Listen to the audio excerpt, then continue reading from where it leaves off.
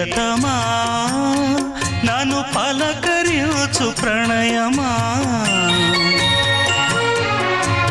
అతిథిలా నన్ను చేరుకున్న హృదయమా ఎదుట ఉన్న స్వర్గమా చెదిరిపోని స్వప్నమా కనులలోని కావ్యం